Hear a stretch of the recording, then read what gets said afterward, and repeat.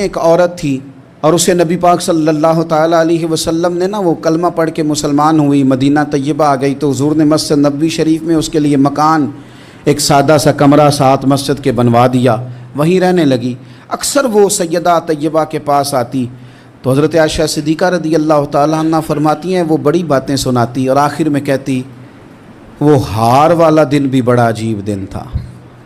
اور میرے رب کی قدرتوں کا دن تھا، وہ بھی بڑا عجیب دن تھا۔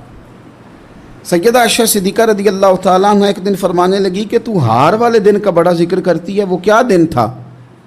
تو خاتون کہنے لگی اماں جی وہ دن تھا جب میرے رب پر بھروسہ اور مضبوط ہو گیا، جس دن میرا اپنے رب پر توکل اور بڑھا، میرے ایمان میں یقین میں اور پختگی آئی۔ کہنے لگی میں ایک گھر کی کنیز تھی، نوکرانی تھی، اس گھر میں ایک بچی تھی جس کے پاس سونے چاندی ہیرے جواہرات کا ہار تھا، وہ بچی پہنتی تھی تو کہتی ہوں بچی کے اس نے اتار کے رکھا یا اس سے گرا وہ ہار تو چیل اسے اٹھا کے لے گئی گوشت سمجھ کے اور میرے سامنے اٹھا کے لے گئی۔ گھر والوں نے مجھ سے پوچھا، یہ بخاری میں موجود ہے، گھر والوں نے پوچھا مجھ سے کہ وہ ہار کہاں ہے تو میں نے کہا چیل اٹھا کے لے گئی۔ گھر میں کچھ چوری ہو جائے تو سب سے پہلا الزام کس پہ لگتا ہے؟ ملازمین پہ۔ کہتے انہوں نے مجھے بڑا مارا، بڑی تکلیف تھی، حتیٰ کہ میری شرمگاہ تک کی تلاشی لی، میری عزت اتنی خراب کی میں بتا نہیں سکتی۔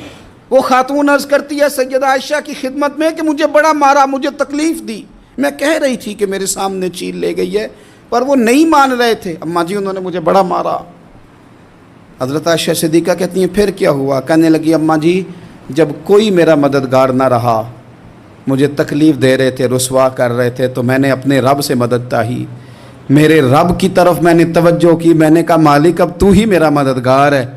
کہتی ہے وہ مجھے مار رہے تھے تو وہ چیل جو ہار لے گئی تھی وہی لے کے واپس آ گئی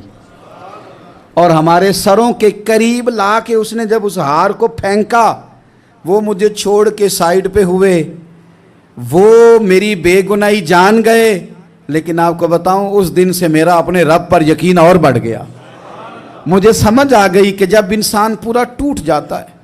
اور جب کوئی چاروں جانب اس کا مددگار نہیں ہوتا تو رب تو ہوتا ہے نا، اللہ تو اس کا مددگار ہوتا ہے نا، وہ تو پھر اپنے اس بندے کی مدد کرتا ہے نا، پھر وہ تو توانائی دیتا ہے نا، وہ تنہا نہیں چھوڑتا، وہ تو آنسوؤں والوں کے آنسوؤں پہ بڑا کرم فرماتا ہے، وہ تو قسم پرسی میں آ جاتا ہے۔